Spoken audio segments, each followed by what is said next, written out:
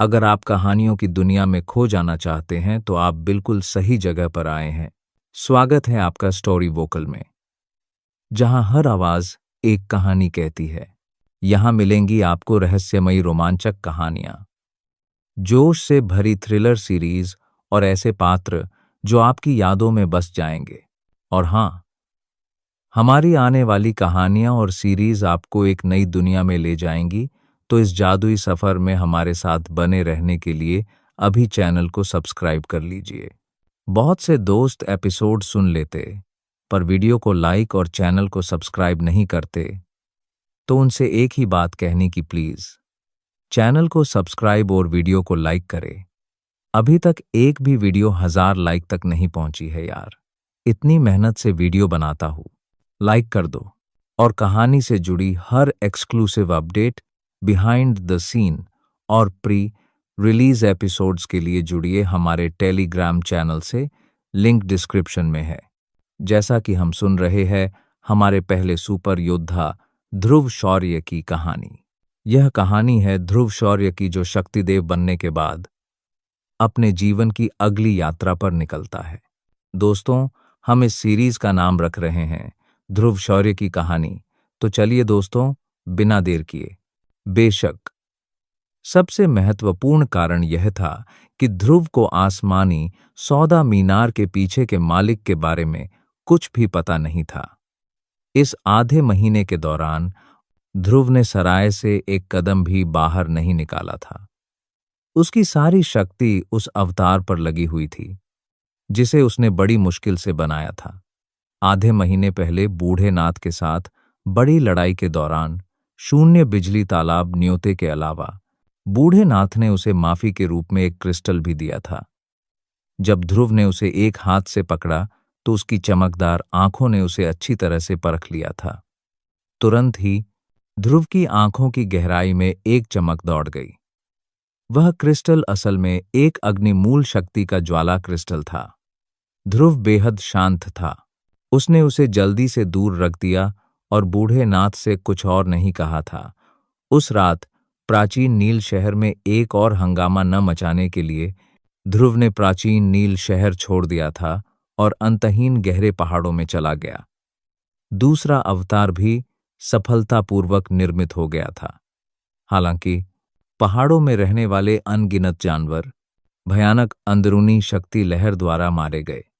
यही वजह थी कि ध्रुव को आसमानी सौदा मीनार के पीछे के मालिक के बारे में कुछ भी पता नहीं था। इसी वजह से ध्रुव को लगा कि आसमानी सौदा मीनार का मालिक कोई सफेद बालों वाला बूढ़ा आदमी होगा। आखिरकार, अगर किसी के पास इतना मजबूत दल बनाने के लिए पर्याप्त ताकत नहीं है तो इस प्राचीन नील शहर में जिंदा रहना नामुमकिन है। हो सकता है कि आसमानी सौदा मीनार में शक्तिदेव द्वारा बनाया गया कवच भी उसी मजबूत व्यक्ति ने बनाया हो। इतना सोचते सोचते ध्रुव के दिल में गहरा सदमा लग रहा था। उसके चेहरे के भाव भी लगातार बदल रहे थे। वह आदमी सचमुच ध्रुव मिलना चाहता था। यह वाकई अविश्वसनीय था। जब सामने खड़े बुजुर्ग ओजस ने यह देखा तो उनके हाव भाव नहीं बदले। हालांकि मन ही मन वे जोर से हौंस पड़े थे। बुजुर्ग ओजस ने गला साफ किया और अपने मन की भावनाओं को शांत किया। उन्होंने फिर से मुंह खोला और हौंस पड़े। भाई ध्रुव, क्या मैं जान सकता हूं कि क्या आप जाने को तैयार हैं? मेरे स्वामी वास्तव में आपसे मिलना चाहते हैं। बुजुर्ग ओजस की बातें सुनकर ध्रुव के मुंह का कोना अनायास ही 2-3 बार फड़क गया। उसने चाहा कि पलटकर भाग जाए। कौन जाने ये कोई जाल हो। अगर वो जाने के बाद वापस न लौटे तो मजा नहीं आएगा। हालांकि ध्रुव अपने दिल में असहाय महसूस कर रहा था। अगर दूसरा पक्ष वास्तव में उसके साथ कुछ करना चाहता था तो ऐसा लग रहा था कि शक्तिदेव की ताकत के कारण उसके पास जवाबी कार्रवाई करने की क्षमता नहीं होगी। हालांकि घोरस, एक अथाह ताकत वाला बूढ़ा आदमी, उसके शरीर में था। फिर भी ध्रुव समझ गया कि घोरस एक जिद्दी बूढ़ा आदमी है। उसे मदद के लिए राजी करना नामुमकिन था। ध्रुव मन ही मन जोर से हौंसा। ऐसा लग रहा था कि उसके पास उस व्यक्ति का निमंत्रण स्वीकार करने के अलावा कोई विकल्प नहीं था। जवाब देने के बाद ध्रुव ने कोई अनावश्यक तैयारी नहीं की। वह बुजुर्ग ओजस के पीछे आसमानी सौदा मीनार तक गया। रास्ते में ध्रुव ने बुजुर्ग ओजस से उस व्यक्ति के बारे में घुमा फिराकर पूछा। हालांकि बुजुर्ग ओजस ध्रुव की तीक्ष्णता से शर्म से लाल हो गए, फिर भी उन्होंने ध्रुव के सवालों का स्पष्ट जवाब दिया। इससे ध्रुव पूरी तरह से अनजान रह गया। कुछ ही देर बाद वे दोनों आसमानी सौदा मीनार के सामने पहुंच गए। ध्रुव का गला अनायास ही घूम गया जब उसने एक असली शक्तिदेव की आभा महसूस की। उसका चेहरा थोड़ा असहज था। प्रवेश द्वार पर पहुंचकर बुजुर्ग ओजस ध्रुव को आसमानी सौदा मीनार की छठी मंजिल पर ले जाने ही वाले थे, जहां पहले कभी कोई बाहरी व्यक्ति नहीं गया था। लेकिन इसी समय आसमानी सौदा मीनार से लोगों का एक समूह तेजी से बाहर निकला। ये सभी लोग आसमानी सौदा मीनार के मेहमान थे। हालांकि इस समय वे उदास चेहरे लिए बाहर चले गए। बुजुर्ग ओजस ने उनकी उपेक्षा की। वह बस किनारे खड़े होकर उनके जाने का इंतजार करते रहे। बुजुर्ग ओजस के अचानक प्रकट होने से यह समूह स्पष्ट रूप से चौंक गया था। उनमें से सबसे शक्तिशाली व्यक्ति केवल एक विद्वान था। बुजुर्ग ओजस जैसे सच्चे शक्तिदेव के सामने उनका स्वभाव बिल्कुल भी उग्र नहीं था। जब उन्होंने बुजुर्ग ओजस को देखा तो दर्जनों फीट दूर होने के बावजूद उन्होंने बुजुर्ग ओजस को आदरपूर्वक प्रणाम किया। हालांकि जब उन्होंने बुजुर्ग ओजस के बगल में ध्रुव को देखा तो उनके भाव एक बार फिर बदल गए। तुरंत ही लोगों का वह समूह जिसने अभी अभी बुजुर्ग ओजस को आदरपूर्वक प्रणाम किया था, थोड़ा पीछे मुड़ा और एक बार फिर ध्रुव को आदरपूर्वक प्रणाम किया। जूनियर्स बुजुर्ग ध्रुव का अभिवादन करते हैं। हालांकि इस समूह में ध्रुव से भी बड़े बुजुर्गों की कमी नहीं थी, लेकिन जो लोग शीर्ष पर पहुंच गए थे वे बुजुर्ग थे। ध्रुव बुजुर्ग कहलाने के योग्य था। हालांकि उसके दिल में कड़वाहट थी, फिर भी ध्रुव ने मुस्कुराते हुए जवाब दिया। अपनी आस्तीन के एक झटके से एक अदृश्य शक्ति प्रकट हुई और झुकने वाले सभी लोगों को सहारा दिया। ध्रुव की इस हरकत को देखकर सबके चेहरे पर और भी सम्मान का भाव आ गया। हालांकि वहां कई कुलीन विद्वान मौजूद थे और वे भी ध्रुव जैसा ही काम कर सकते थे, फिर भी एक कुलीन विद्वान के शरीर में एक अदृश्य दबाव था। ऐसी ताकत को नियंत्रित करना उनके लिए भी मुश्किल होता। फिर भी उनके सामने ध्रुव इतनी आसानी से ऐसा कर पा रहा था। उन्हें आश्चर्य हुआ। सभी के झुकने के बाद उनमें और रुकने की हिम्मत नहीं हुई। एक एक करके वे पीछे हट गए और चले गए। ध्रुव और बुजुर्ग ओजस को भी हॉल में प्रवेश करने दिया गया। हॉल में दाखिल होते ही दोनों के कदम फिर रुक गए। इस समय ऊपर से एक के बाद एक लोग नीचे आ रहे थे। हालांकि इस बार नीचे आए लोगों के इस समूह की ताकत पहले ही शक्तिदेव रैंक में प्रवेश कर चुकी थी। इस प्राचीन नील शहर में उन्हें महत्वपूर्ण लोग माना जा सकता था। इस समय इन लोगों के हाव भाव किसी राजकुमार जैसे थे। एक नज़र में ऐसा लग रहा था मानो वे किसी पर कृपा करने की कोशिश कर रहे हों। पास जाकर ध्रुव ने भी देखा कि उनकी नजरें हकीम के कपड़े पहने एक बूढ़े आदमी पर टिकी थीं। इससे पता चलता था कि यह बूढ़ा आदमी भी हकीम ही था। बूढ़े आदमी का चेहरा दुबला, पतला और कंकाल सा लग रहा था। हालांकि उसकी काली बूढ़ी आंखों में एक चमक थी। उसके पतले होंठ बिल्कुल ब्लेड जैसे लग रहे थे। उसके मुंह के कोने पर एक मुस्कान उभरी हुई थी जो किसी को भी अतुलनीय रूप से अंधकारमय और दुष्ट महसूस करा रही थी। दूसरे पक्ष को भी बुजुर्ग ओजस की जोड़ी के पक्ष के अस्तित्व का पता चल गया था। जब ध्रुव बुजुर्ग ओजस को देख रहा था, उस संदिग्ध बूढ़े व्यक्ति के चेहरे पर भी ध्रुव को देखकर मुस्कान आ गई। उसने अपने आस पास के अन्य शक्तिदेव योद्धाओं को नजरअंदाज करते हुए कुछ कदम आगे बढ़कर बुजुर्ग ओजस के सामने पहुंच गया। उसने दोनों पास हाथों को आपस में जोड़कर हौंस दिया। भाई ओजस, हाँ हाँ, हमें मिले हुए बहुत समय हो गया है। इस बूढ़े व्यक्ति के पास बहुत सारे काम थे और मैं मेरे पुराने दोस्त से मिलने के लिए इस प्राचीन नील शहर में नहीं आ पाया। भाई ओजस, इसके लिए मुझे दोष न दें। यह बूढ़ा व्यक्ति स्पष्ट रूप से बुजुर्ग ओजस से बहुत परिचित था। उसकी बातों से ध्रुव को यह भी पता चला कि बुजुर्ग ओजस का नाम बुजुर्ग ओजस शान था। हाँ हाँ, चूंकि भाई मुकेश यहाँ हैं, आप मेरे आसमानी सौदा मीनार के मेहमान हैं। यह बूढ़ा आदमी आपको कैसे दोष दे सकता है? हालांकि मुकेश का इरादा बुजुर्ग ओजस से दोस्ती करने का था, लेकिन ऐसा लग रहा था कि बुजुर्ग ओजस उससे ज्यादा लगाव नहीं रखते थे। ध्रुव ने भी यह सब देखा, लेकिन कुछ नहीं कहा। हाँ हाँ, चूंकि मैं एक अतिथि हूं, इसलिए मैं आज आसमानी सौदा मीनार की गतिविधियों को समझने में असमर्थ हूं। जब वे व्यवसाय के लिए खुले हैं, तो अतिथि को भगाने का कोई कारण कैसे हो सकता है? क्या मैं जान सकता हूं कि क्या भाई ओजस मुझे कोई स्पष्टीकरण दे सकते हैं? मुकेश जोर से हंसे और एक अस्पष्ट स्वर में कहा, हाँ हाँ, भाई मुकेश, तुमने देख लिया? यह बूढ़ा अभी अभी बाहर से लौटा है। मुझे इसके बारे में कैसे पता? और तो और, हमारे स्वामी क्या करना चाहते हैं? मुझे मत बताना कि उन्हें पहले मुझसे पूछना होगा। जब बुजुर्ग ओजस ने यह कहा, तो मुकेश और उनके बगल में खड़े दूसरे शक्तिदेव दंग रह गए। फिर उन्होंने आश्चर्य से एक दूसरे की ओर देखा। आसमानी सौदा मीनार का स्वामी सचमुच लौट आया था। तुरंत किसी की हिम्मत नहीं हुई कि कुछ और कहूं। मुकेश भी अजीब तरह से हंसे और बात बदल दी। उन्होंने ध्रुव की तरफ देखा, जो बुजुर्ग ओजस के बगल में खड़ा था। क्या मैं जान सकता हूं कि आप कौन हैं? मैं ध्रुव हूं।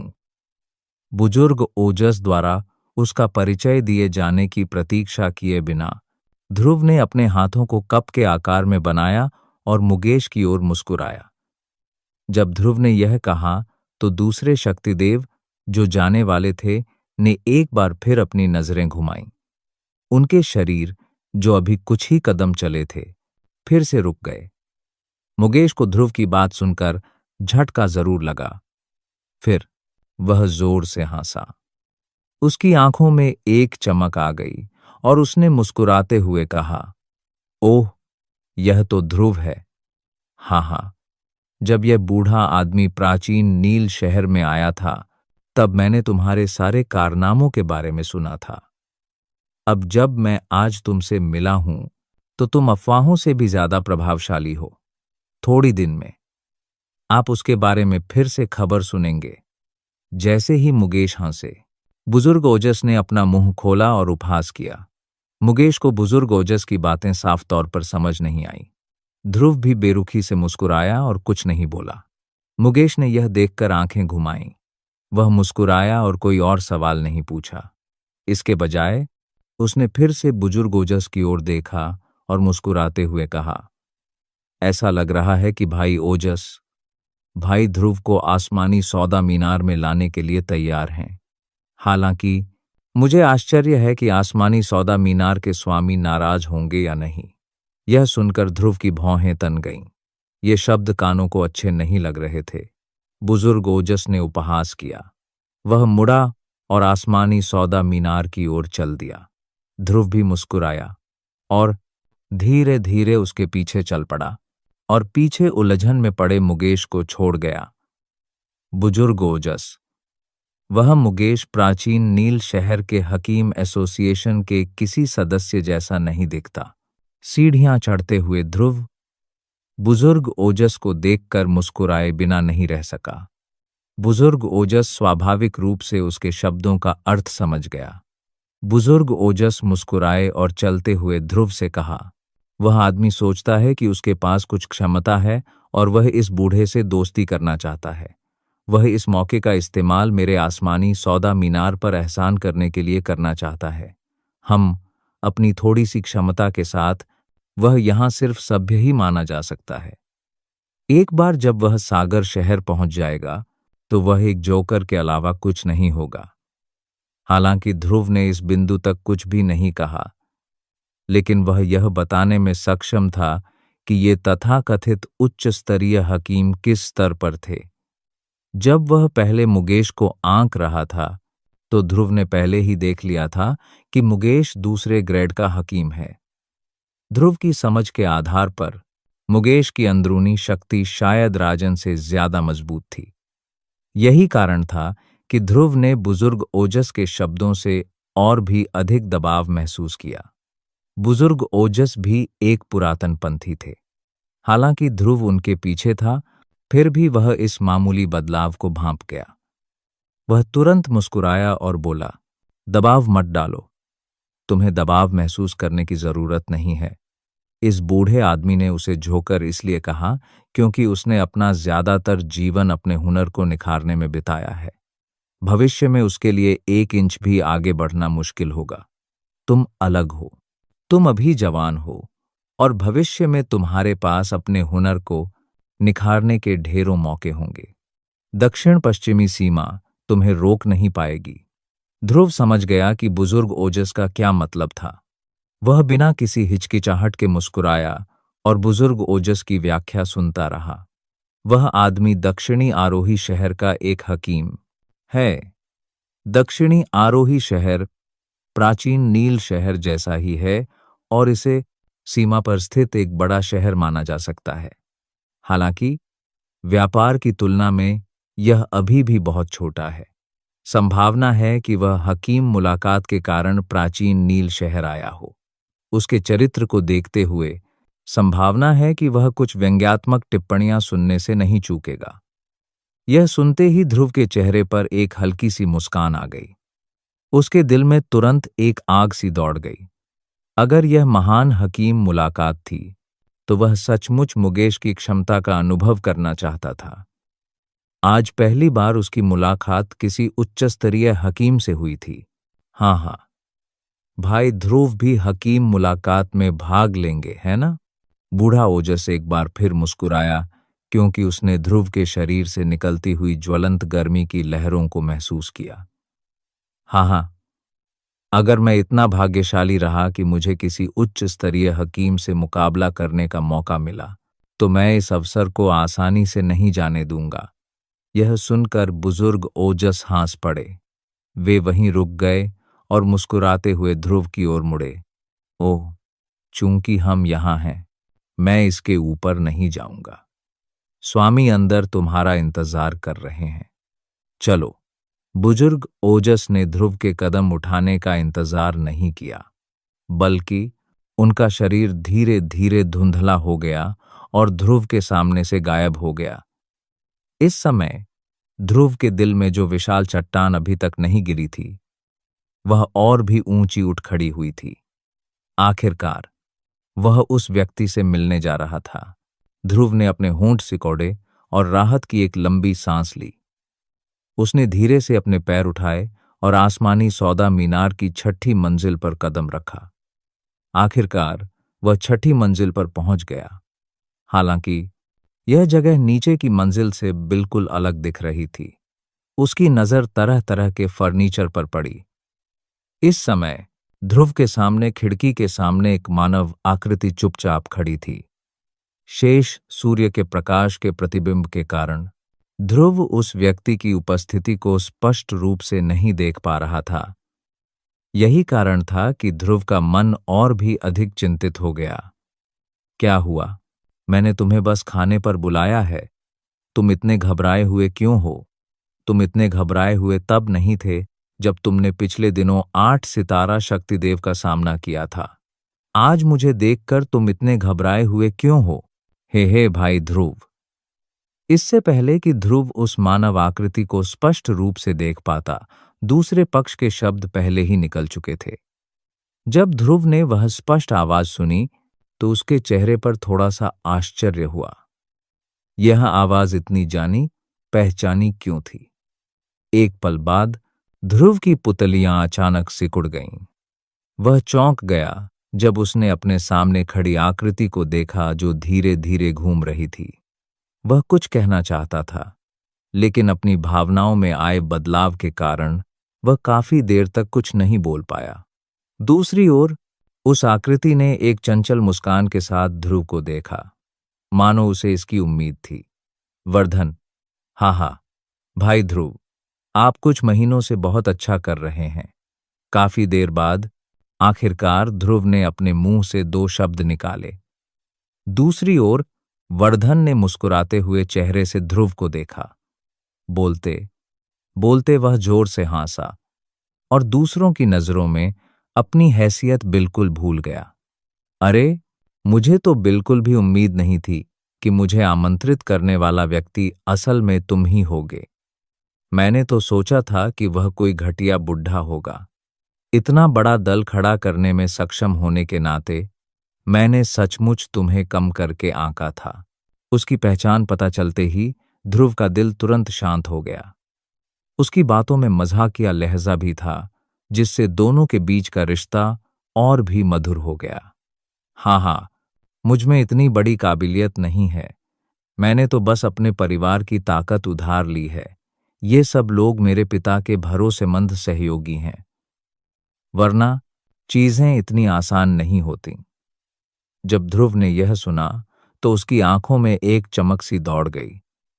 हालांकि उसने इसे दिल पर नहीं लिया, बल्कि उसने मुंह खोला और हंस दिया।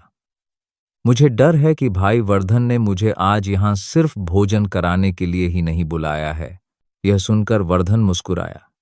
उसने अपनी आस्तीनें हिलाईं और ध्रुव को बैठने के लिए आमंत्रित किया। भाई ध्रुव, आप बहुत ज्यादा सोच रहे हैं।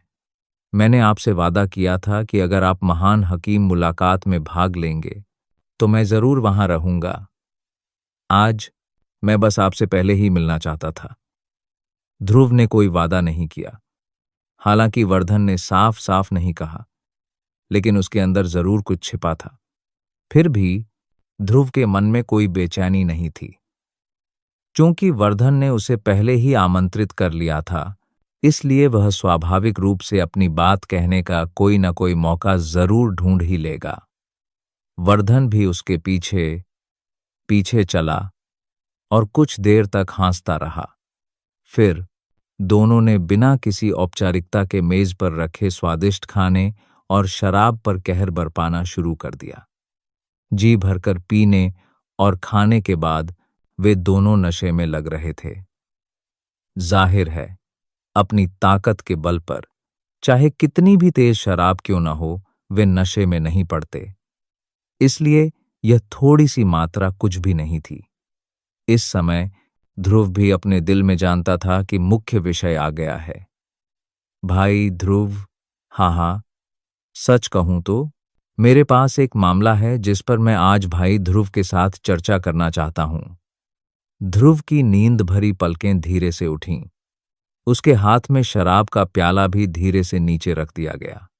उसने अपना सिर झुकाया और अपनी भौहें ऊपर उठाईं और संदेह से भरे चेहरे से वर्धन की ओर देखा। उस दिन जो अपने आसमान में जो रफ्तार वाली तकनीक दिखाई थी, अगर मैं गलत नहीं हूं तो उसे आसमानी फना कदम होना चाहिए जो 100 सालों से गायब है ना? ये शब्द कहते ही ध्रुव की आंखों में एक चमक दौड़ गई। उसकी नाजुक और खूबसूरत भौहें अनायास ही सिकुड़ गईं, मानो उसका पूरा व्यक्तित्व एक पल में जाग उठा हो। हाँ, लेकिन आपको इसमें रुचि क्यों है? आपकी स्थिति को देखते हुए आपको रफ्तार वाली तकनीक की कोई कमी नहीं होनी चाहिए, है ना? वर्धन मुस्कुराया। हौंसते हुए उसकी दोनों आंखें चमक उठीं। मैं आसमानी फना कदम की तलाश में नहीं हूं। इसके बजाय यह आकाश विलुप्ति प्राचीन मकबरे से संबंधित है। ध्रुव की दोनों आंखें सख्त हो गईं। उसके मुंह का कोना अनजाने में एक बार फिर चीख उठा। आकाश विलुप्ति प्राचीन मकबरा। वर्धन के शब्द सुनते ही ध्रुव के चेहरे पर एक आश्चर्य का भाव उभर आया।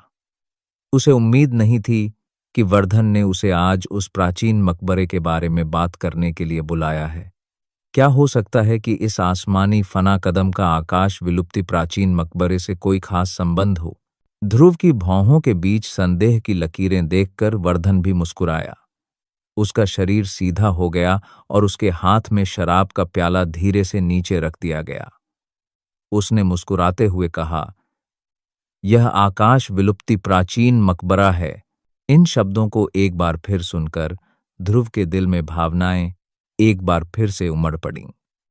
यदि कोई आकाश विलुप्ति प्राचीन मकबरे को खोलना चाहता है तो ऐसा लगता है कि उसको आसमानी फना तकनीकों के 3 सेटों का एक साथ उपयोग करने की आवश्यकता है। यदि तुम केवल आसमानी फना कदम पर भरोसा करते हो तो मुझे डर है कि तुम ऐसा नहीं कर सकते। यह सही है, मैं इस बिंदु के बारे में भी जानता हूं। हालांकि इस बिंदु के अलावा कुछ अन्य स्थान भी हैं जहां इसी तरह 3 आसमानी फना तकनीकों की आवश्यकता होती है।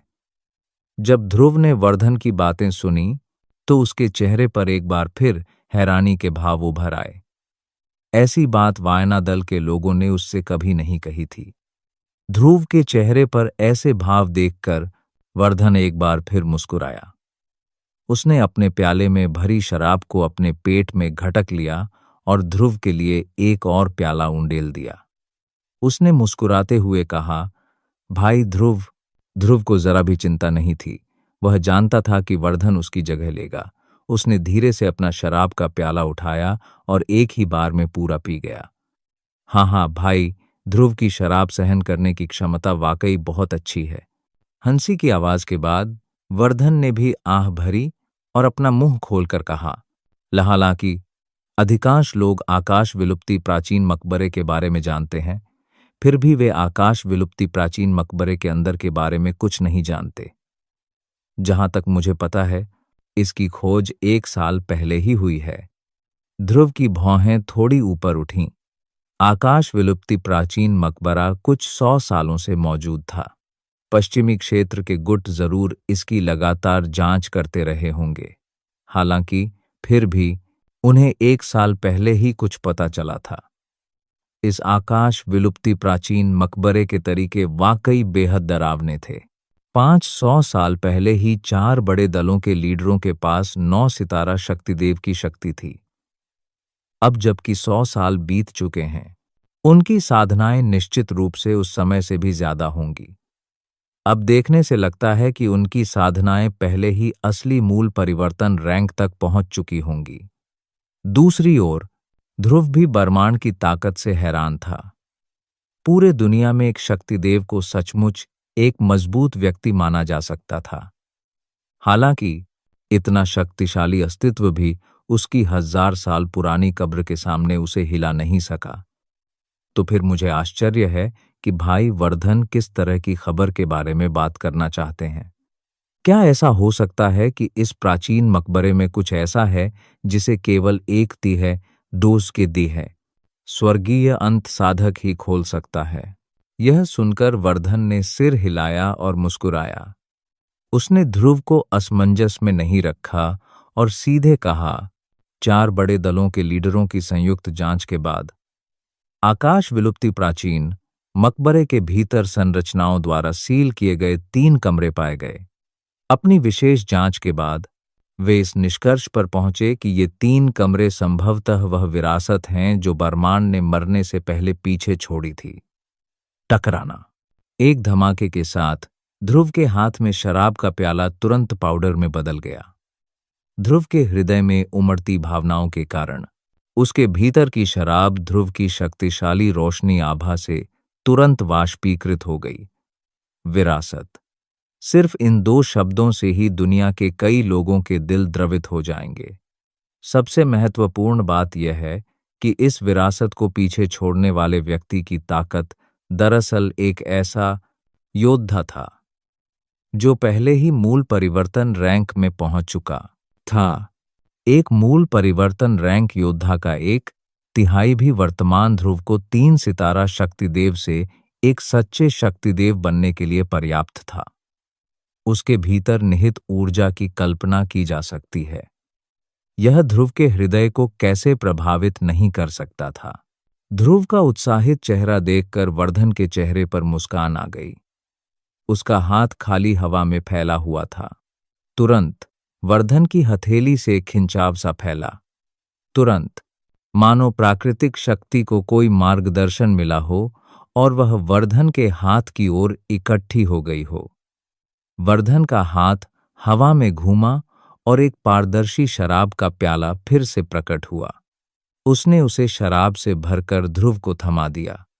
वर्धन ने आगे कहा, इन 3 मकबरे के कमरों के भीतर की सील बहुत शक्तिशाली हैं, यहां तक कि उनके पास भी उन्हें बलपूर्वक तोड़ने का कोई मौका नहीं है। इसके अलावा वे भीतर की विरासत को नुकसान पहुंचाने से भी डरते हैं। इसलिए इन 3 मकबरे के कमरों को केवल 3 तकनीकों द्वारा ही खोला जा सकता है। तीनों आसमानी फना तकनीकें प्रत्येक एक कमरे की चाबी हैं। आपके पास भी विरासतों में से एक प्राप्त करने का मौका है। यह सुनकर ध्रुव को लगभग सब समझ आ गया। आज वर्धन ने उसे बुलाया था। शायद वह उससे सिर्फ आकाश विलुप्ति प्राचीन मकबरे के बारे में बात नहीं करना चाहता था। इस मकबरे में कुछ तो जरूर होगा जो वह पाना चाहता था। भाई वर्धन ने मुझसे बहुत कुछ कहा है। मुझे डर है कि यह मुझे इस आकाश विलुप्ति प्राचीन मकबरे का रहस्य बताने के लिए उचित नहीं है ना? ध्रुव मुस्कुराया। उसकी आंखों में एक चमक दौड़ गई। उसने वर्धन की तरफ मुस्कुराते हुए आंखें सिकोड़ लीं और धीरे से हंस दिया। भाई ध्रुव के साथ मेरी एक मौन सहमति है। 4 बड़े दल आकाश विलुप्ति प्राचीन मकबरे के भीतर 3 कमरों को निश्चित रूप से नहीं छोड़ेंगे। उस समय भाई ध्रुव को संभवतः 4 बड़े दलों के संयुक्त प्रयासों से दबा दिया जाएगा। हो सकता है कि वह विरासत तुम्हारे हाथ भी न आए। वर्धन के इस बिंदु तक बोलते रहने पर ध्रुव अनायास ही भौहें चढ़ा रहा। अगर उस समय 4 बड़े दलों के लोग मिलकर उससे निपट लेते तो 4 दलों के लीडरों को व्यक्तिगत रूप से हस्तक्षेप करने की कोई जरूरत नहीं होती। संभावना यही थी कि वह पहले ही नुकसान में पड़ चुका होता। विरासत के बारे में बात करने की तो और भी कम जरूरत थी। हालांकि ध्रुव तुरंत मुस्कुराया और एक बार फिर मुस्कुराते हुए वर्धन से बात करने के लिए अपना मुंह खोला। अगर ऐसा है तो मैं कमरों को खोलने के बाद पहले पीछे हट सकता हूं। मैं पहले 4 बड़े दलों को एक दूसरे को मारने दूंगा। अंत में मैं आऊंगा और लाभ उठाऊंगा। अगर मैं उन्हें हरा नहीं भी पाया तो भी मैं भाग सकता हूं।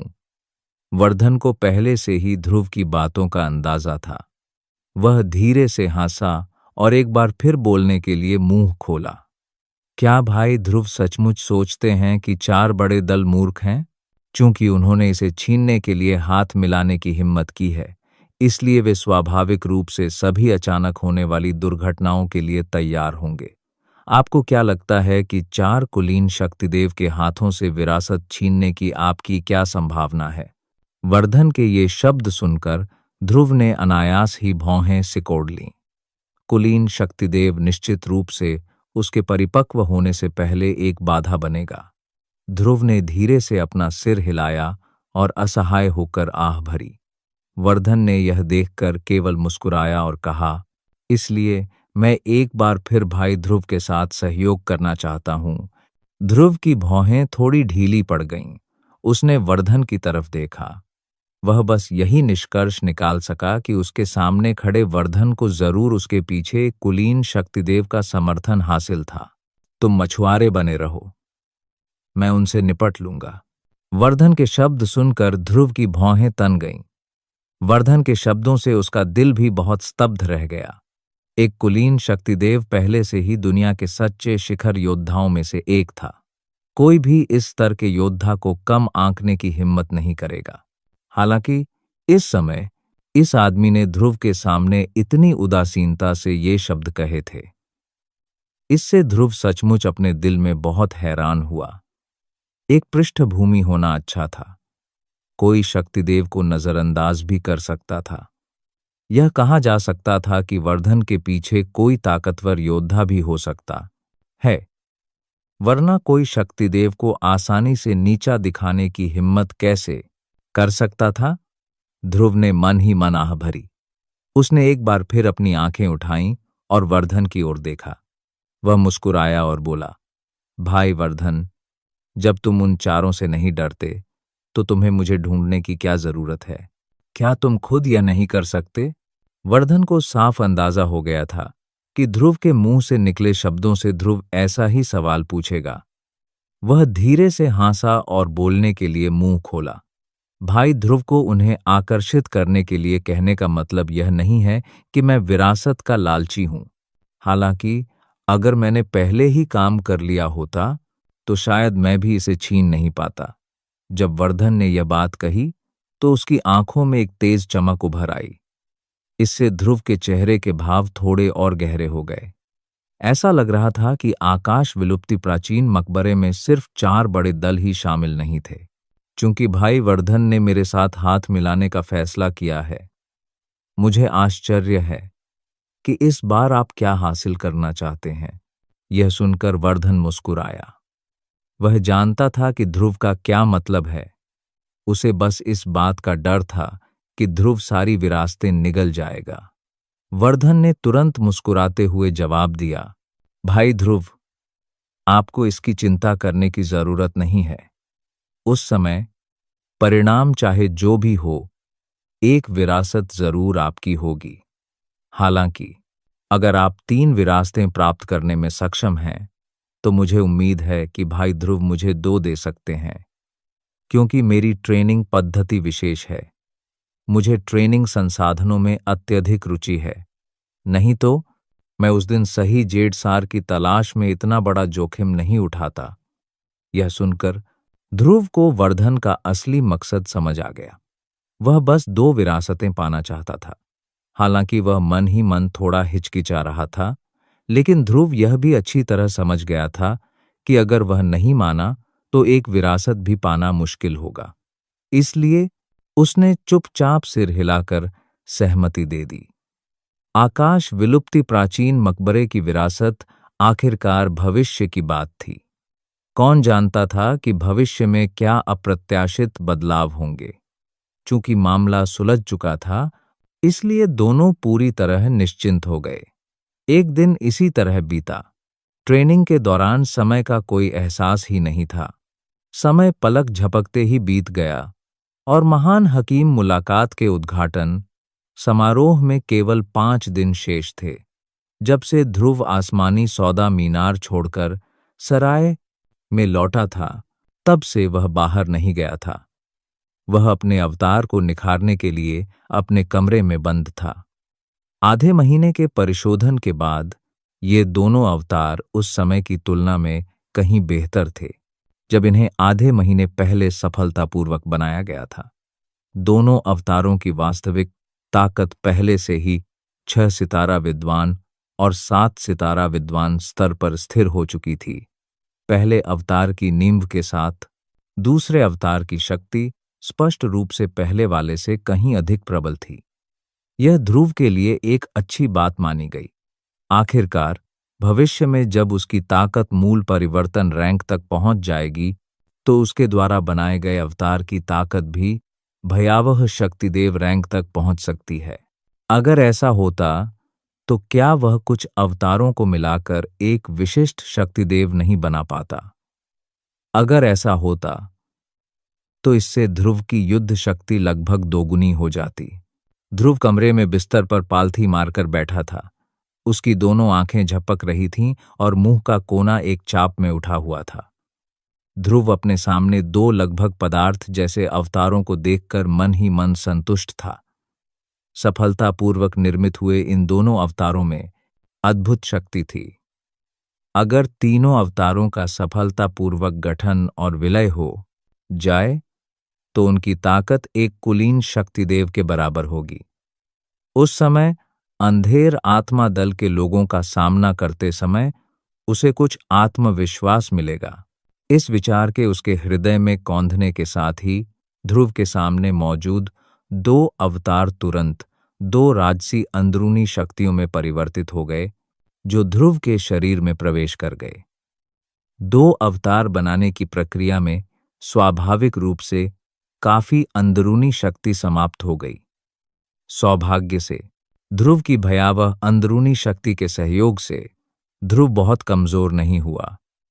2 दिन आराम करने के बाद वह ठीक हो जाएगा। इसके अलावा इतनी बड़ी मात्रा में अंदरूनी शक्ति का उपयोग करने के बाद ध्रुव स्पष्ट रूप से महसूस कर सकता था कि अवतारों के विकास के साथ उसकी अंदरूनी शक्ति धीरे धीरे और भी मजबूत होती जा रही थी। हालांकि यह वृद्धि इतनी कम थी कि इसे नजरअंदाज किया जा सकता था, फिर भी ध्रुव के लिए यह एक सुखद आश्चर्य था। जैसे ही ध्रुव ने दोनों अवतारों को तितर बितर किया, एक व्यक्ति तेजी से अतिथि कक्ष के लकड़ी के दरवाजे के बाहर से आया। वह व्यक्ति दरवाजे तक गया और दस्तक देने के लिए हाथ बढ़ाने ही वाला था कि कमरे के अंदर से ध्रुव की आवाज धीरे से आई, अंदर आ जाओ, दस्तक देने की कोई जरूरत नहीं है। ध्रुव की आवाज अचानक निकली, जिससे दरवाजे के बाहर खड़े व्यक्ति का चेहरा चौंक गया। तुरंत ही उसने कमरे के अंदर से आती हुई आवाज सुनी। तभी उसने निश्चिंत होकर धीरे से दरवाजा खोला। जूनियर बुजुर्ग ध्रुव का अभिवादन करता है। अंदर आते ही, इससे पहले कि वह बिस्तर पर ध्रुव को साफ साफ देख पाता, वह आदमी पहले ही झुककर ध्रुव की तरफ हाथ बढ़ा चुका था। उसने उसे सम्मानपूर्वक संबोधित भी किया। ध्रुव ने लापरवाही से दरवाजे के सामने काले वस्त्र पहने व्यक्ति पर नजर डाली। उसने अपनी भौहें उठाईं और मुंह खोलकर पूछा, क्या कोई हकीम एसोसिएशन से है? ध्रुव का प्रश्न सुनकर उस व्यक्ति ने उसे तुच्छ समझने की हिम्मत नहीं की और जल्दी से बोलने के लिए अपना मुंह खोला। वरिष्ठ, यह जूनियर वास्तव में हकीम एसोसिएशन का सदस्य है। तुम मुझे क्यों ढूंढ रहे हो? काले वस्त्र पहने इस व्यक्ति का जवाब सुनकर ध्रुव को जरा भी आश्चर्य नहीं हुआ। उस दिन जब गुलशन ने उसे वह जेड पट्टिका दिया था, ध्रुव के मन में पहले से ही यह अंदेशा था कि गुलशन देर सवेर उसे फिर से ढूंढेगा। हालांकि उसने यह उम्मीद नहीं की थी कि यह सब हकीम मुलाकात के उद्घाटन समारोह के इतने करीब होगा। ध्रुव का सवाल एक बार फिर सुनकर काले वस्त्रधारी व्यक्ति ने भी ध्रुव के शब्दों में उदासीनता का भाव महसूस करके थोड़ा भौहें सिकोड़ लीं। उसने फिर भी ईमानदारी से जवाब दिया, वरिष्ठ, हमारे एसोसिएशन के अध्यक्ष आपको हकीम एसोसिएशन में मिलने के लिए आमंत्रित करना चाहते हैं। ओहो, क्या इसे निमंत्रण माना जाएगा? फिर वह खुद क्यों नहीं आता? ध्रुव के ये शब्द सुनकर वह व्यक्ति भी स्तब्ध रह गया। उसके चेहरे पर तुरंत बेबसी छा गई। उसे कैसे पता होगा कि गुलशन क्यों नहीं आया? वह तो बस एक संदेशवाहक था। दूसरा पक्ष हकीम एसोसिएशन का अध्यक्ष था। वह दूसरे पक्ष से कैसे पूछ सकता था? काले वस्त्रधारी व्यक्ति को अवाक देखकर ध्रुव बस मुस्कुराया। वह स्वाभाविक रूप से इस बात का अंदाजा लगा सकता था। जरूर कोई बात थी जो उसे राजन को सुनने का डर था, वरना वह इतना तुच्छ नहीं होता कि उसे बुलाने के लिए शक्ति पूर्वज को भेजता। ध्रुव खड़ा हुआ, मुस्कुराया और बोला, ठीक है, मैं समझ गया। आप पहले वापस जा सकते हैं। मैं जल्द ही वहां पहुंच जाऊंगा। एक अंधेरे कमरे में एक मेज के सामने 3 मानव आकृतियां बैठी थीं। माहौल कुछ निराशाजनक था। इससे मेजबान गुलशन और चंद्रू के चेहरे पर थोड़ी शर्मिंदगी के भाव थे। यह देखकर ध्रुव भी मुस्कुराया। उसकी आंखों में एक गहरी चमक दौड़ गई। उसने धीरे से चाय लाया। चंद्रू के चेहरे पर थोड़ी शर्मिंदगी के भाव थे। का प्याला नीचे रखा, आंखें सिकोड़ी और गुलशन की तरफ देखते हुए हंस पड़ा। अध्यक्ष, गुलशन ने मुझे बुलाया है। क्या मैं जान सकता हूं कि आपको किस विषय पर चर्चा करनी है? गुलशन और चंद्रू ने एक दूसरे को देखा जब उन्हें ध्रुव के लहजे में थोड़ी अजीब सी बात महसूस हुई। हालांकि दोनों के चेहरे पर हल्की सी भौहें चढ़ गईं। वे स्वाभाविक रूप से ध्रुव के शब्दों में असंतोष की भावना सुन पा रहे थे।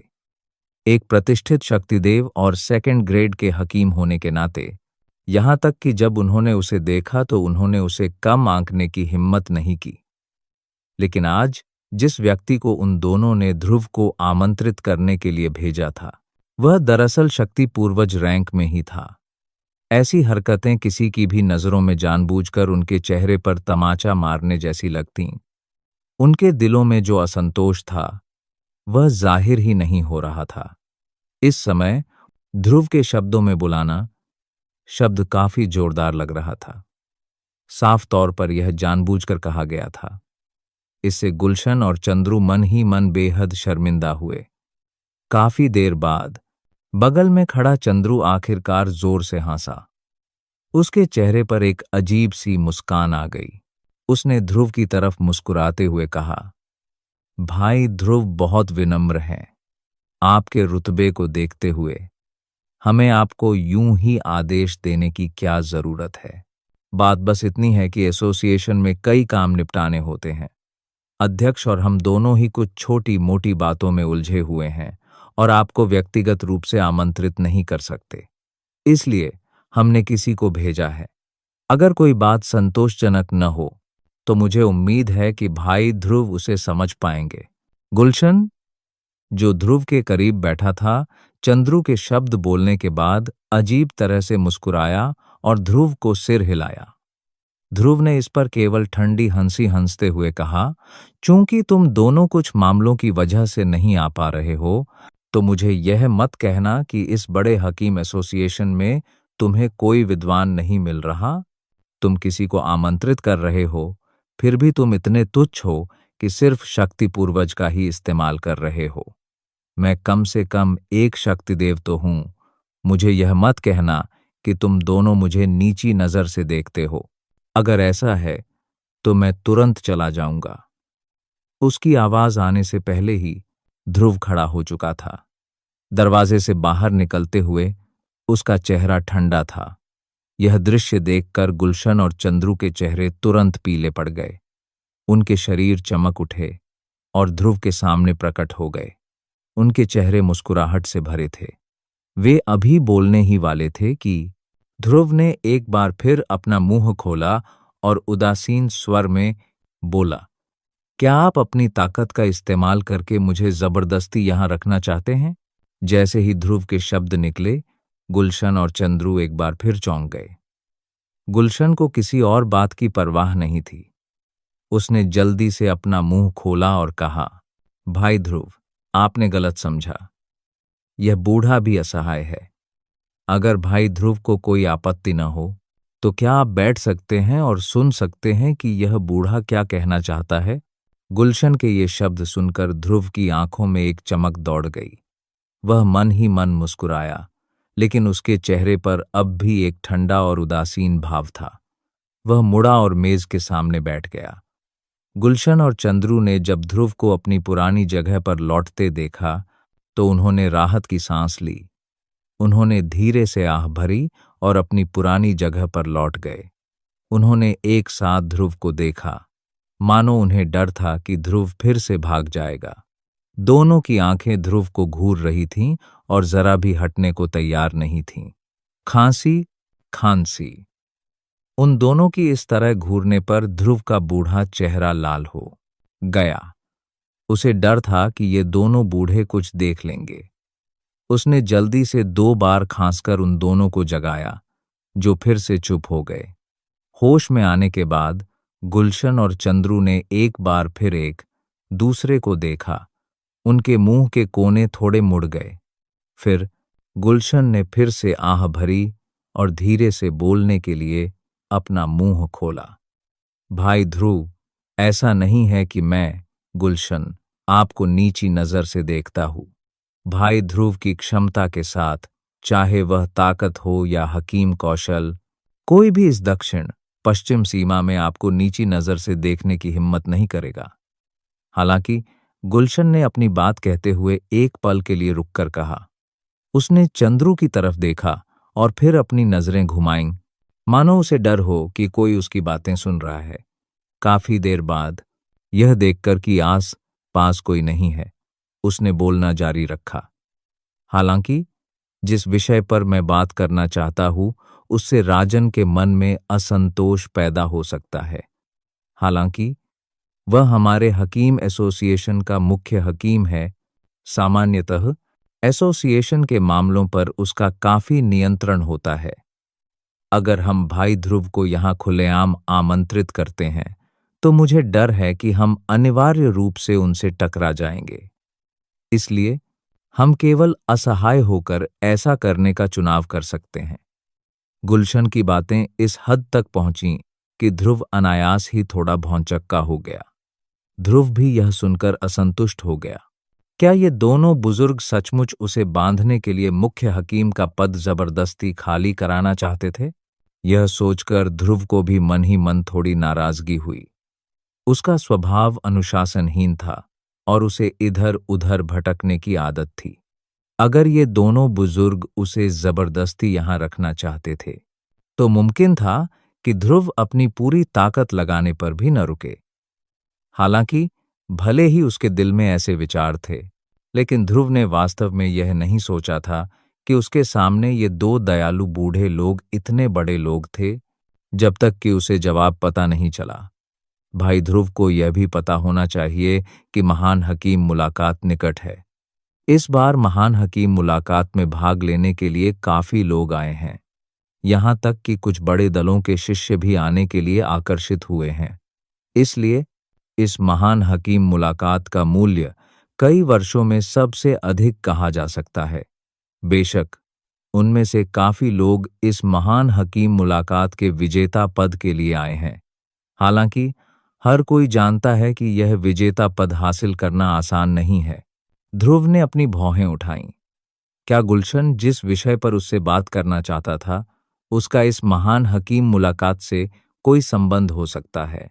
जब उसने महान हकीम मुलाकात के बारे में सोचा तो राजन के अलावा, जिसका उल्लेख गुलशन ने पहले किया था, और आरोही शहर के सेकंड ग्रेड के हकीम मुगेश, जिनसे वह पहले आसमानी सौदा मीनार में मिला था, इस बार गुलशन द्वारा ध्रुव को गुप्त रूप से आमंत्रित करने का मकसद कुछ ऐसा था जिसके बारे में ध्रुव के दिल में एक विचार था। अगर वह सही था तो गुलशन का काम ध्रुव को इस महान हकीम मुलाकात में भाग लेने की अनुमति देना था। इसके अलावा वह चाहता था कि ध्रुव महान हकीम मुलाकात में विजेता का स्थान पाने के लिए अपना सर्वश्रेष्ठ प्रदर्शन करे।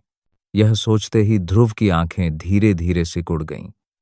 ध्रुव की आंखों में भी एक रोशनी सी चमक उठी, जिससे ध्रुव के सामने का स्थान एक पल के लिए विकृत हो गया। फिर अचानक गुलशन और चंद्रू की आंखों के सामने बिखर गया। यह दोनों ने एक दूसरे को देखा। उनके दिलों में एक अनोखा सदमा था। उनके लिए ध्रुव को फिर से बैठाना आसान नहीं था। वह इस समय अचानक बिना किसी कारण के इतना क्रोधित क्यों हो गया? जैसे ही वे बात करने वाले थे, विस्फोट से ध्रुव अचानक होश में आ गया। उसने तुरंत मुस्कुराते हुए गुलशन की तरफ देखा और बोलने के लिए मुंह खोला। अगर मैंने सही अनुमान लगाया है तो अध्यक्ष गुलशन ने मुझे आज आपके हकीम एसोसिएशन को इस महान हकीम मुलाकात में विजेता स्थान प्राप्त करने में मदद करने के लिए आमंत्रित किया है। हालांकि ये शब्द गुलशन को एक प्रश्न की तरह लग रहे थे, लेकिन कोई भी ध्रुव के शब्दों में निश्चितता सुन सकता था।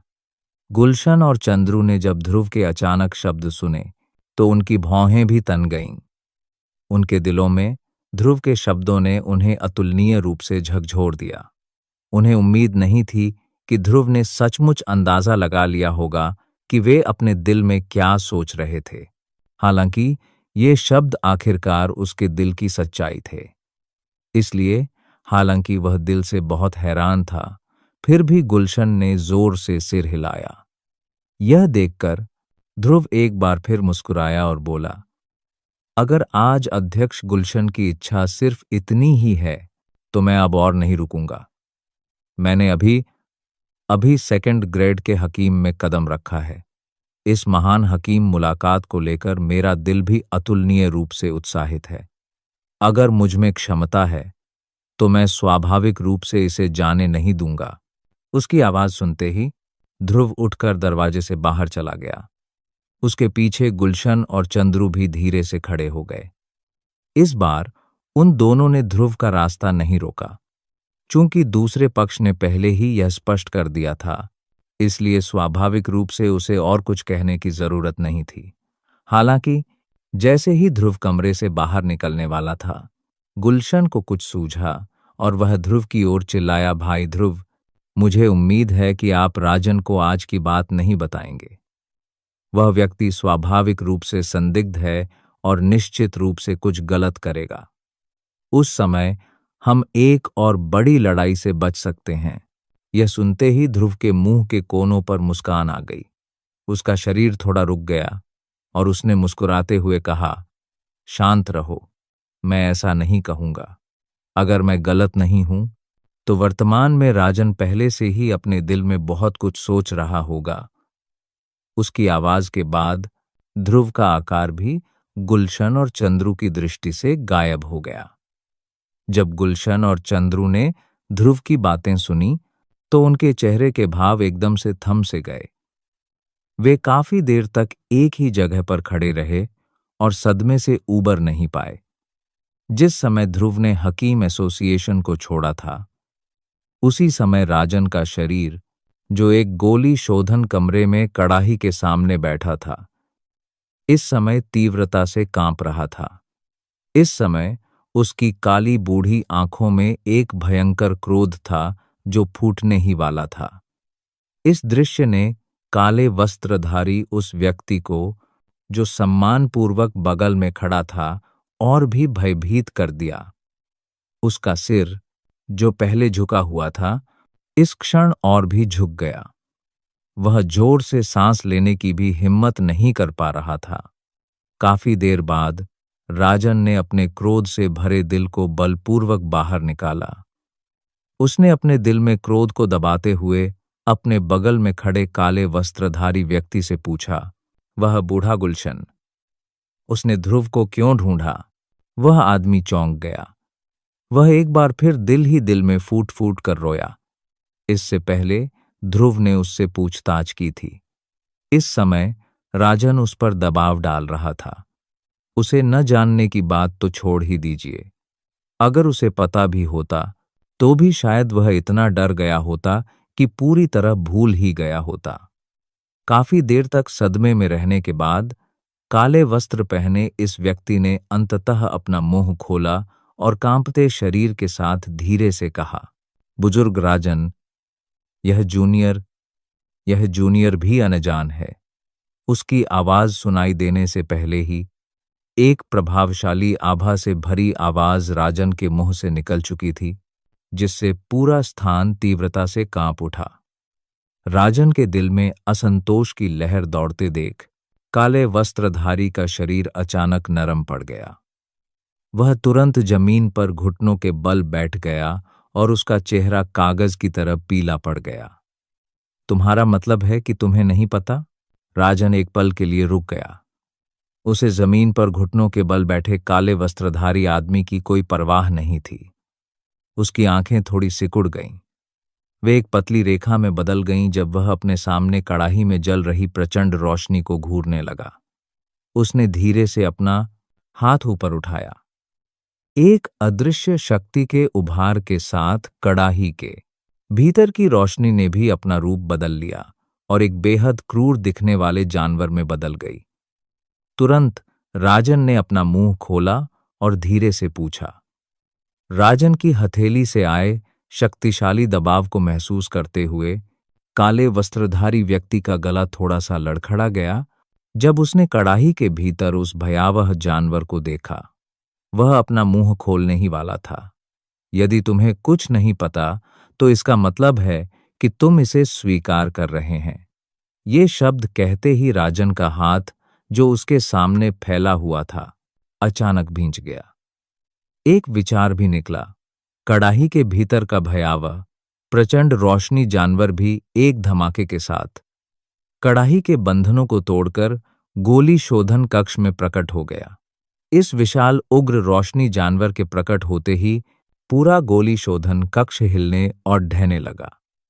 अगर इस गोली शोधन कमरे के निर्माण में असाधारण सामग्री का इस्तेमाल न किया गया होता तो संभव था कि रोशनी जानवर के प्रकट होते ही यह गोली शोधन कक्ष खंडहर में तब्दील हो जाता। काले वस्त्र पहने आदमी के लिए उसे यकीन था कि अगर उसके सामने यह बड़ा आदमी होता तो निश्चित रूप से उसके पास उसके होने की थोड़ी सी भी संभावना नहीं होती। यह सोचते हुए उस आदमी ने जल्दी से अपना सिर उठाया और राजन की तरफ देखा। उसकी आंखों में याचना भरी हुई थी। हालांकि इससे पहले कि वह मुंह खोल पाता, राजन ने अपना सिर घुमाया और उसकी आंखों से आंखें मिला लीं। उसकी आंखें उदासीनता से भरी थीं। तुम गुलशन के भरोसेमंद सहयोगी हो। चूंकि वह तुम्हें ऐसा मिशन सौंप सकता है, यह स्वाभाविक है, क्योंकि वह तुम पर बहुत भरोसा करता है। अब जब तुमने उसे धोखा दिया है, तो उसे इसका पता चलने में बस कुछ ही समय बाकी है। उस समय चाहे कुछ भी हो जाए, तुम्हें मौत से बचना मुश्किल होगा। राख और शून्य में बदल जाने के बजाय तुम मेरी मदद क्यों नहीं करते?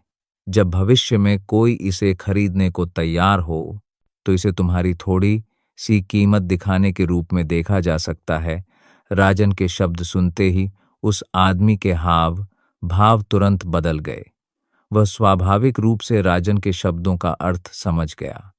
तुरंत ही उसका पूरा शरीर पागल हो गया और वह उन्मादी अंदाज में राजन पर दहाड़ने लगा। राजन, तुमने हकीमों की दुनिया के नियमों का उल्लंघन किया है। इस दुनिया में सभी जीवित प्राणियों को स्वर्ग की अवहेलना करते हुए गोलियों में नहीं बदला जा सकता। अगर तुमने आज मुझे जबरदस्ती औषधीय गोली में बदल दिया, तो तुम निश्चित रूप से हकीम एसोसिएशन और विभिन्न बड़े दलों द्वारा घेर लिए जाओगे और वे तुम पर हमला करेंगे। राजन ने ऐसा व्यवहार किया जैसे उसने कुछ सुना ही न हो। उसके मुंह से एक ठंडी हांसी निकली। उसके मुंह के कोने बर्फीले चाप में उठ गए और उसने धीरे से मुंह खोला और हंसा। यह सही है। अगर यह खबर फैल गई, तो स्वाभाविक रूप से मेरी काफी निंदा होगी। मैं इस हकीम एसोसिएशन में और नहीं रह पाऊंगा। लेकिन मुझे यह मत बताना कि तुमने ध्यान नहीं दिया कि इस गोली शोधन कक्ष में सिर्फ हम दोनों ही हैं। यहां दंगा फसाद भी हो जाए, तो क्या गोलियों को परिष्कृत करते समय कड़ाही का फटना सामान्य बात नहीं है? उसकी आवाज सुनते ही उस विशाल उग्र रोशनी जानवर ने बिना उसकी दया की भीख मांगे काले वस्त्रधारी आदमी को एक ही घूंट में निगल लिया। उसने काले वस्त्रधारी आदमी को जिंदा ही निगल लिया। अतिथि कक्ष में लौटकर ध्रुव का शरीर बिस्तर पर गिर पड़ा। लंबे समय तक एक ही अवतार में सिमटे रहने से ध्रुव का दिल सचमुच थोड़ा थक गया था। जब उसने अपने दो विरोधियों के बारे में सोचा, तो उसका दिल आराम करना चाहता था। हकीमों महान मुलाकात बस आने ही वाली थी। अगर वह अपनी चरम अवस्था तक नहीं पहुंच पाया, तो समय आने पर उसे अवश्य ही हानि उठानी पड़ेगी। जैसे ही ध्रुव ने मन ही मन यह सोचा, उसके पूरे शरीर की सांसें धीरे धीरे सामान्य हो गईं। लेकिन जैसे ही ध्रुव गहरी नींद में जाने वाला था, उसकी धीरे से बंद आंखें अचानक खुल गईं। उसका शरीर ऐंठ गया और वह उठ बैठा। उसकी साफ आंखों में एक रोशनी सी चमक उठी। ध्रुव ने अपनी बड़ी आस्तीन लहराई और उसके सामने की जगह तुरंत फट गई, जिससे 10 फीट से ज्यादा चौड़ी एक जगह जैसी दरार बन गई। उसके दिमाग में एक विचार आया और एक हरे सुनहरे रंग की कड़ाही, जो दर्जनों फीट ऊंची था, ध्रुव के सामने तैरती हुई आ गया। ध्रुव में इतनी हिम्मत नहीं थी कि इस विशालकाय कड़ाही को जमीन पर गिरा दे। अगर उसने ऐसा किया, तो ध्रुव को यकीन था कि इस सराय का अस्तित्व ही नहीं बचेगा।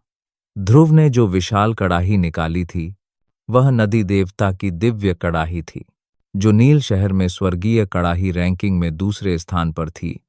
जब से ध्रुव को नदी देवता की दिव्य कड़ाही मिली थी, वह उसे लगभग भूल ही गया था। प्राचीन नील शहर में उस समय के दौरान लगातार कई घटनाएं घटित होती रहीं। नतीजतन ध्रुव इस बात को याद नहीं कर पा रहा था।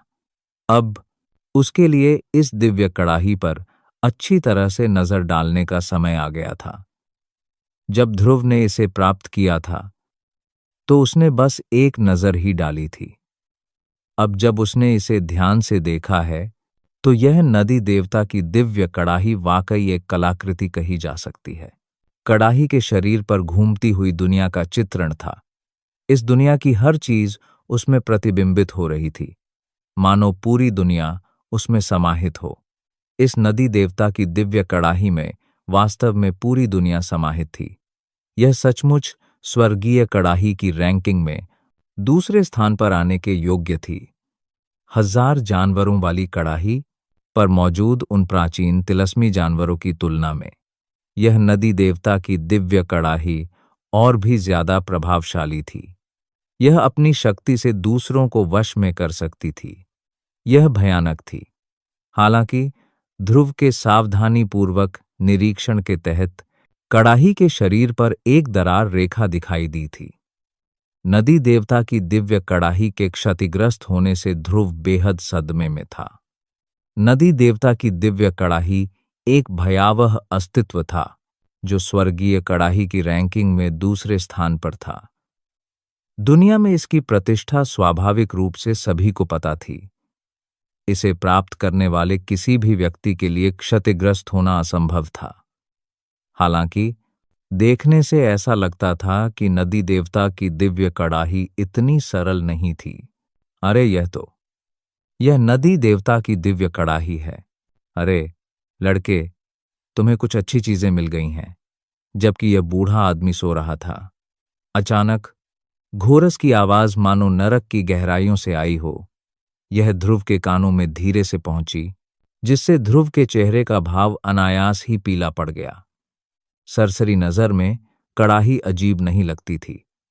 हालांकि गौर से देखने पर पता चलता था कि पूरी कड़ाही दरारों से भरी हुई थी। कम से कम कड़ाही का लगभग आधा हिस्सा ऐसी दरारों से भरा था जो लगभग अंदर तक घुसने वाली थीं। ऊपर से नीचे तक ये दरारें चीड़ के पेड़ की तरह फैली हुई थीं। ध्रुव ने भी एक ही नजर में इन सब का कारण समझ लिया। कड़ाही के ऊपर एक साफ ब्लेड का निशान था। यही ब्लेड का निशान कड़ाही के नुकसान की कुंजी था। ध्रुव की नजरें उस दबंग ब्लेड के निशान पर टिक गईं। उसका दिल भी इससे बेहद सदमे में था। स्वर्गीय कड़ाही की रैंकिंग में नदी देवता की दिव्य कड़ाही को दूसरा स्थान मिला। गोली बनाने की सफलता दर में चाहे कितनी भी वृद्धि क्यों न हो, नदी देवता की दिव्य कड़ाही को परिष्कृत करने में प्रयुक्त सामग्री ही असाधारण थी। स्वर्गीय सूर्य हरे सोने का एक पूरा टुकड़ा ऐसी चीज थी जिसकी तुलना किसी मूल परिवर्तन रैंक योद्धा का पूरा भाग्य भी नहीं कर सकता था। यह नदी देवता की दिव्य कड़ाही स्वर्गीय सूर्य हरे सोने के एक पूरे टुकड़े से बनी थी। यही कारण था कि गंभीर क्षति के बाद भी यह बिना टूटे अपने मूल आकार को बनाए रखने में सक्षम था। यह पहली बार था जब ध्रुव ने इतने सालों में इतनी मजबूत कड़ाही देखी थी। ध्रुव ने धीरे से अपना हाथ उठाया। उसकी उंगलियां उस धारदार निशान पर फिरीं।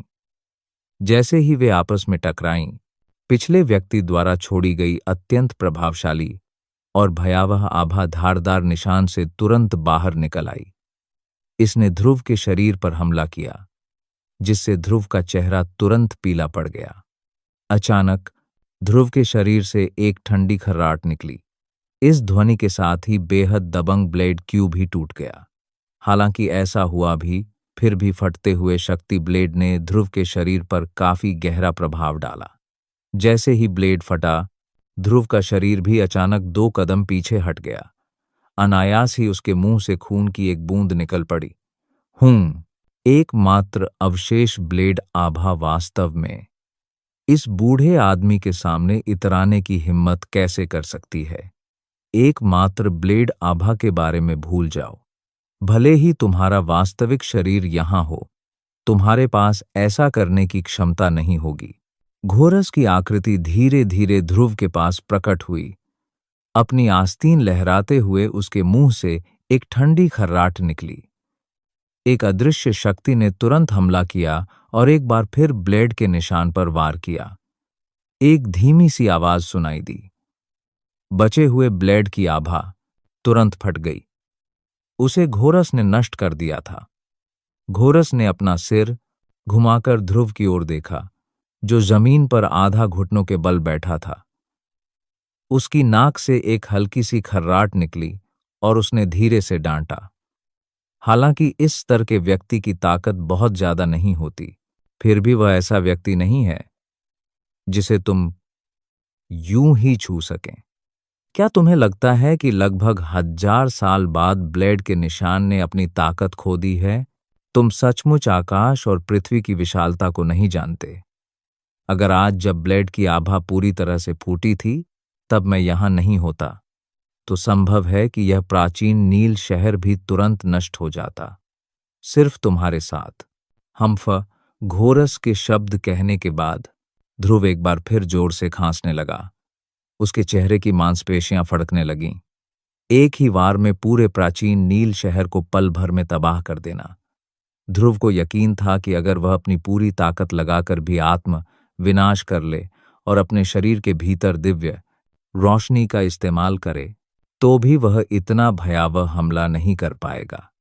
हालांकि इस समय इतनी छोटी सी ब्लेड की आभा वास्तव में इतना भयावह हमला करने में सक्षम थी। यह वाकई चौंकाने वाला था। ध्रुव मन ही मन खुश हुआ, पर उसे सदमा भी लगा। शुक्र है कि आज बूढ़ा गौरस मौजूद था, वरना उसे पता भी नहीं चलता कि उसकी मौत कैसे हुई। ध्रुव के मन में उस योद्धा के बारे में जानने की उत्सुकता बढ़ती जा रही थी जिसने यह ब्लेड का निशान छोड़ा था।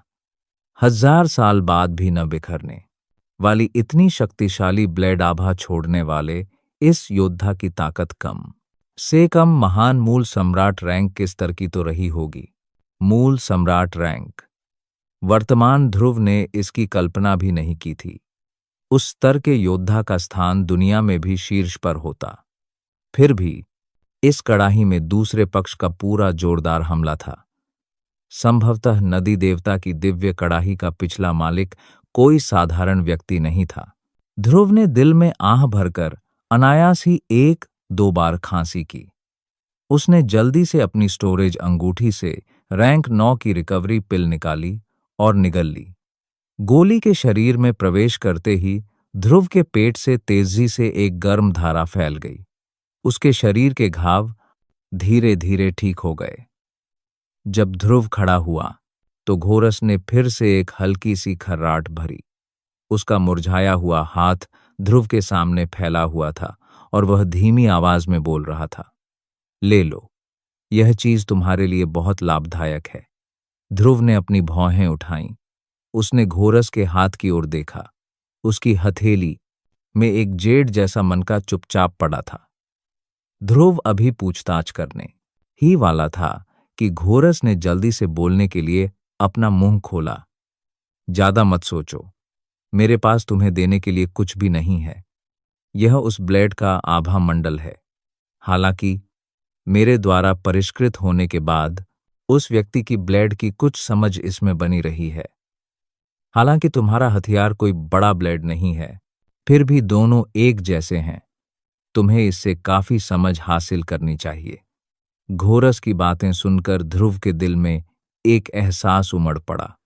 घोरस आमतौर पर अपने कर्तव्य पर अड़ा रहता था और ध्रुव को नजरअंदाज कर देता था, लेकिन इस वक्त भी वह ध्रुव की ताकत के बारे में सोच रहा था। यह हरकत ध्रुव के दिल को कैसे नहीं छू सकती थी। ध्रुव एक ऐसा इंसान था जो एहसान का बदला 10 गुना चुकाने को तैयार था। जब उसने घोरस को इतना नेक काम करते देखा तो वह आधा कदम पीछे हटने में जरा भी नहीं हिचकिचाया। उसने आदरपूर्वक घोरस को प्रणाम किया। यह जूनियर आपके दयालुता के लिए बड़े को धन्यवाद देता है। ध्रुव की हरकतें देखकर घोरस की आंखों में एक चमक दौड़ गई। उसके मुंह के कोने पर प्रशंसा भरी मुस्कान उभरी, लेकिन वह बस एक पल के लिए ही रही। घोरस एक पल बाद सामान्य हो गया। उसने ध्रुव को जवाब देते हुए धीरे से खर्राटे लिए। उसने अपने हाथ में पकड़ा हुआ मनका ध्रुव की ओर उछाल दिया। ध्रुव ने जल्दी से उसे पकड़ लिया और ध्यान से उसके हाथ में रखे मनके को देखा। घोरस ने ध्रुव के अस्तित्व को नजरअंदाज कर दिया और नदी देवता की दिव्य कड़ाही को देखने लगा। ज्यादा सटीक तौर पर कहें तो वह नदी देवता की दिव्य कड़ाही पर लगे ब्लेड के निशान को देख रहा था। काफी देर बाद घोरस ने बगल में खड़े ध्रुव की तरफ देखा। उसने अपने होंठ सिकोड़े और अपनी गहरी बूढ़ी आंखों से ब्लेड के निशान को देखा। फिर उसने धीरे से अपना मुंह खोला और कहा, क्या हुआ? चूंकि ब्लेड का आभामंडल टूट गया है, इसलिए तुम्हारी सील भी टूट गई है। क्या तुम बाहर आकर हमें अपना परिचय देने का इरादा नहीं रखते, या तुम चाहते हो कि यह बूढ़ा तुम्हें खुद घसीट कर बाहर ले आए? घोरस के ये शब्द कहते ही ध्रुव के हाव भाव बदल गए। उसने घोरस की तरफ देखा और भौहें चढ़ा लीं। उसने घोरस की निगाहों का पीछा किया और उसकी आंखों के भाव फिर बदल गए। घोरस असल में ब्लेड के निशान से बात कर रहा था। घोरस के शब्दों की ध्वनि सुनकर नदी देवता की दिव्य कड़ाही को मानो कुछ आभास हुआ। एक पल के लिए झिझकने के बाद आखिरकार उसने आह भरी। उसके बाद एक धुंधली मानव आकृति धीरे धीरे नदी देवता की दिव्य कड़ाही से बाहर निकली और ध्रुव और घोरस की आंखों के सामने प्रकट हुई। ध्रुव की आंखें उसके सामने खड़ी इस धुंधली मानव आकृति को घूरने लगीं। उसका दिल तुरंत धड़क उठा। मूल मार्शल दुनिया की जीवन शक्ति मार्कस से भिन्न थी। इसके कारण व्यक्ति की आत्मा मूल परिवर्तन रैंक में पहुंचने से पहले बिना भौतिक शरीर के लंबे समय तक टिक नहीं पाती थी। यह केवल समय की बात थी कि व्यक्ति की आत्मा नष्ट हो जाए। इस समय ध्रुव के सामने की धुंधली मानव आकृति वास्तव में उसके सामने खड़ी थी। इसके अलावा वह नदी देवता की दिव्य कड़ाही से बाहर आया था। क्या इसका मतलब यह नहीं था कि उसकी शक्ति कम से कम एक कुलीन मूल परिवर्तन रैंक जितनी थी? यह सोचते ही ध्रुव की आंखें अचानक सिकुड़ गईं। सामने खड़े व्यक्ति को देखते ही उसकी आंखें सदमे से भर गईं। तो दोस्तों, यह था ध्रुव रिटर्न का आज का एपिसोड, सिर्फ और सिर्फ आपके अपने चैनल स्टोरी वोकल पर। उम्मीद है कि आपको कहानी अच्छी लगी होगी। अगर वीडियो पसंद आया हो तो लाइक और शेयर जरूर करें और चैनल को सब्सक्राइब करना न भूलें, ताकि आपको हर नए एपिसोड की जानकारी तुरंत मिल सके। साथ ही हमारे टेलीग्राम चैनल से जुड़ना मत भूलें। वहां आपको खास अपडेट्स और अगली कहानियों की झलकियां सबसे पहले मिलेंगी। लिंक डिस्क्रिप्शन में दिया हुआ है। कमेंट करके बताइए कि आज के पार्ट का आपका फेवरेट मोमेंट कौन सा रहा। मिलते हैं अगले एपिसोड में। तब तक के लिए धन्यवाद।